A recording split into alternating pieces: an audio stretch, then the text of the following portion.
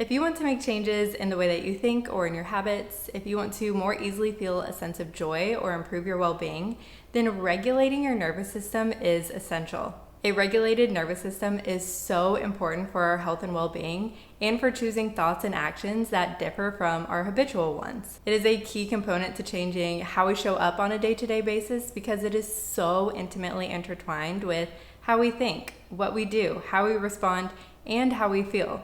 So today I'm going to break down how this might be impacting you, as well as what you can do to help regulate yourself. Hi, and welcome back to the channel. If you are new around here, my name is Brianna, and around here we chat everything self-improvement, wellness, and closing the gap between where you are now and where you want to be. So if that is something you are looking to do, then you should subscribe and stick around. So what the heck does regulating our nervous system even mean? Within our nervous system, we have a system that is known as your sympathetic nervous system and your parasympathetic nervous system. Our sympathetic nervous system tells our body to be in alert mode. It activates during stressful situations or any kind of perceived danger, and it increases our heart rate, it increases our blood pressure, it increases our breathing rate, and is typically referred to as being our fight or flight system. Then on the other side, we have the parasympathetic nervous system, and this does the opposite.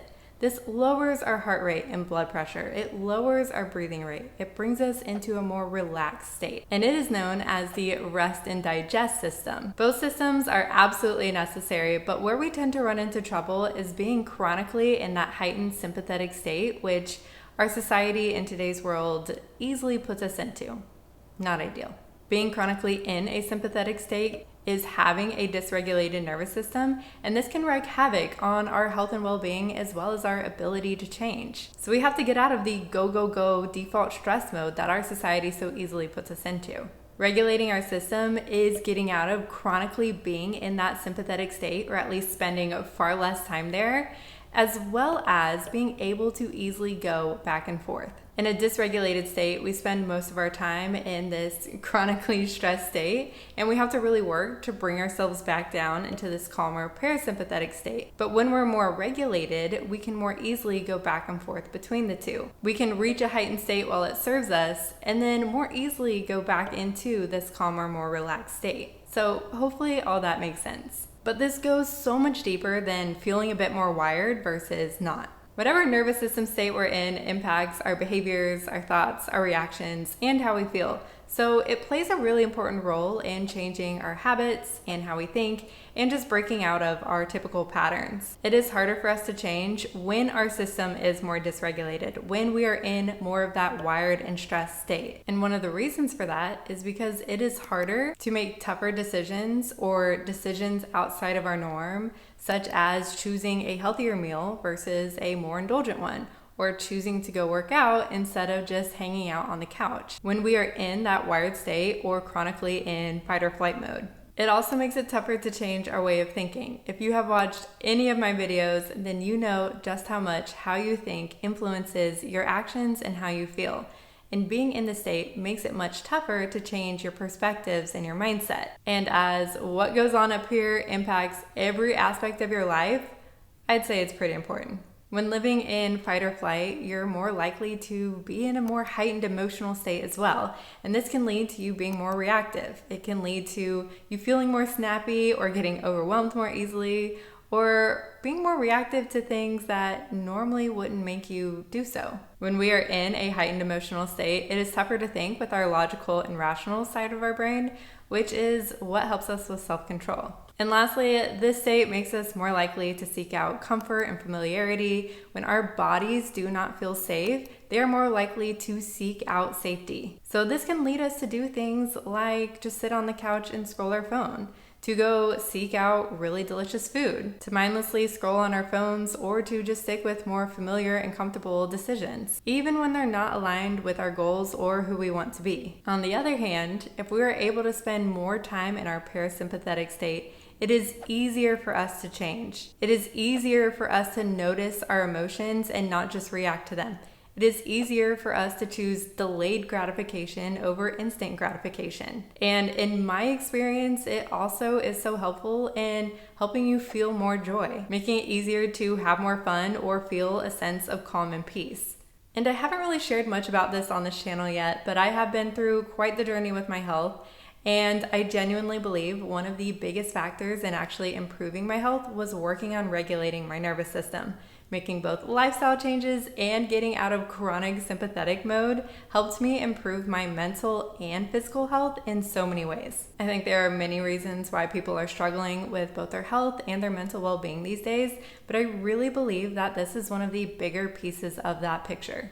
So then that brings us to, well, how can we regulate our nervous system? This includes both getting ourselves into a calmer, more parasympathetic mode more often, as well as building resilience in our nervous system so that outside circumstances don't affect us quite to the degree that they might currently. Now, there are a number of things that you can do and a number of things I'm going to share in this video, but I don't want you to listen to all this and then feel like you need to go find a way to implement all of it into your life.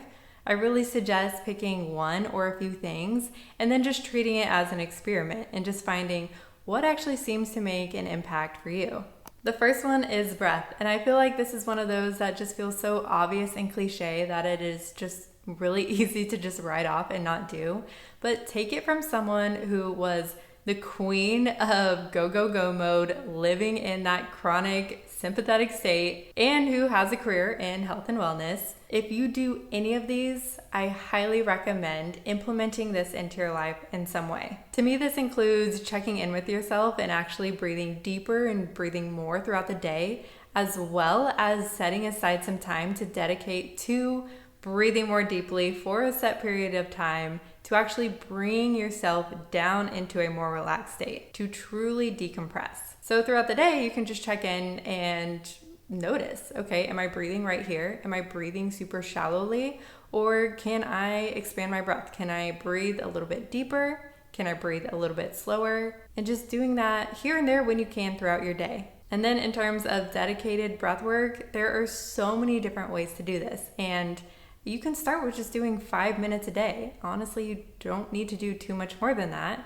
Maybe every once in a while you'll do like 30 minutes on the weekend. And quite honestly, with my experience and working with other individuals as well, most people end up needing to teach themselves how to actually breathe, how to breathe into their lungs a deep, full breath, and how to slow down our breathing. I remember the first time I went to a yoga class and they were like, okay, we're gonna do an 8-second inhale and a 10-second exhale. And I was like, I cannot do this.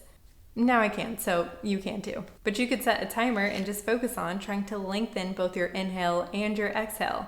You can try box breathing. You can practice just breathing deeply while doing a body scan or progressive muscle relaxation.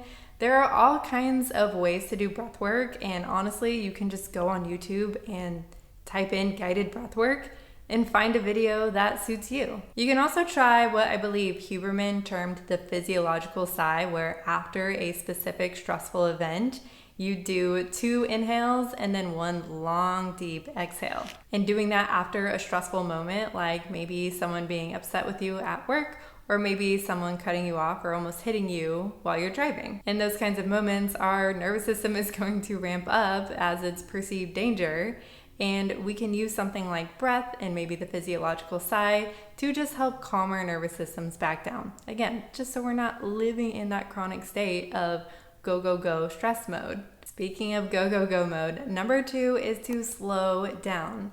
We live in a go, go, go society where things are so rushed and where we feel like we always have 10 million things to do. But notice when you are in that rush mode and slow down. Breathe a little deeper, slow your movements down, and get out of that rushed mindset, which is a huge piece of that.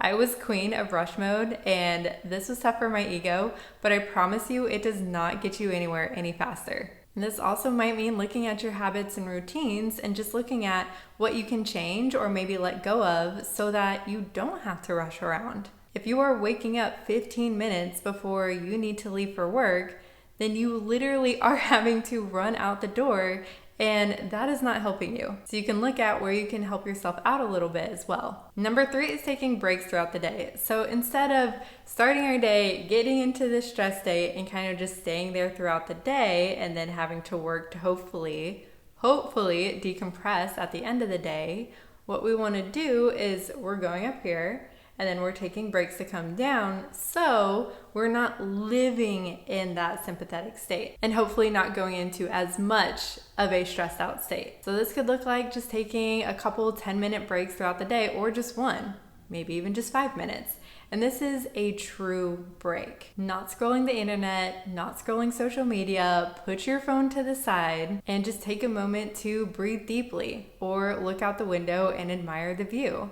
Maybe you do a guided meditation of sorts. Something that has been said to be really helpful with this is doing something called non-sleep deep rest, which is another term coined by Huberman, where you essentially take 10 minutes or so and just focus inward, focus on your breath, and allow yourself to come into that calmer state. I started working on my nervous system long before I ever came across Huberman, but when I came across this, I decided to try it out, and for a few months, I would set aside 10 minutes in the middle of the day, and I would literally just open up YouTube, put on headphones, and type in 10-minute yoga nidra, and do that every day, and I really noticed a difference. Number 4 is the mindset piece. The perspectives that we have impact our emotional, our behavioral, and our physiological responses to an experience. And when I say physiological, yes, your mindset impacts your hormonal response to an experience. If I hold the perspective that airports are stressful, then I'm going to experience more mental and physical stress in my body than if I had the perspective that airports were fun and an adventure and exciting. If I hold the perspective that my work is really stressful and overwhelming and really hard, then I'm going to experience more mental and physical stress than if I hold the perspective that I believe I am fully capable of what I need to do, and I just need to break things down into a small step-by-step tasks. So I highly recommend just being aware of what your mindset towards things are, especially things that tend to stress you out a little bit more, and play around with changing your perspective. Number 5 is somatic work. So there are somatic therapy practices out there that are meant to help connect you with your body to help you regulate your system. Breathwork falls under this category, but there are a lot of other practices out there too. This is something I haven't played with too much, not something I personally have a lot of experience with, but there are a number of practices out there, and I just highly recommend looking into them. Number 6 is hormesis, and hormesis is essentially gaining the benefit that comes with doing an acute bout of something that induces stress on the body. So examples of this include cold exposure like an ice plunge, heat exposure like a sauna, or some really high intensity exercise like doing all out 100% effort sprints. Doing these kinds of activities can help you practice keeping your mind calm while your body is experiencing stress, and why wouldn't we want more mental resilience? Number 7 is lifestyle factors. Now, there are probably a number of things that can fall under this umbrella, but some of the big ones that come to mind include sleep. I think we all know that getting adequate and quality sleep plays such an important role in our overall health and well-being. The other one is caffeine. For some people, this may look like cutting out caffeine completely. Maybe it's just lowering your caffeine consumption, but if nothing else, please make sure you are not consuming caffeine on an empty stomach. Have a little bit of food with it. And you also want to make sure that you are taking time each week, if not each day, to actually decompress. Do something that feels truly relaxing to you. Maybe it's going out in nature. Maybe it's reading a book while taking a bath. Doing something that just really helps calm your system down. And again, you don't need to worry about trying to do all the things that I mentioned. The last thing you want to do is go and stress yourself out feeling like you need to implement all of these things. So maybe you start with just setting a reminder to breathe deeply for 1 minute a day. Maybe you carve out time in your calendar to do a 10-minute yoga nidra video every now and then. Maybe you make a concrete plan to go spend more time in nature. Or maybe right now you just focus on noticing when you're going into rush mode and just reminding yourself to slow down. There are so many things in life that we can't control, but by working on regulating ourselves, we can have more control over what we think and do, and our mindsets and the decisions that we make. We can more easily change our habits and perspectives and the way that we respond to things. And that impacts every aspect of our life. I really believe that learning about and better understanding how our brains work helps us have a better relationship with ourselves and helps us cultivate the tools and skills that allow us to be the versions of ourselves that we want to be and honestly just live more happy, abundant lives. So if that is a topic that you want to dive deeper into, I have a whole playlist called How to Work with Your Brain. It'll be linked somewhere over here, maybe over here. You can go and check it out. Thank you so much for sticking around to the end of the video. If you want more from me, you should join my newsletter where I provide weekly action steps and tips to help you change in the ways that you want to. I hope you have a fabulous day, and I will see you in the next video.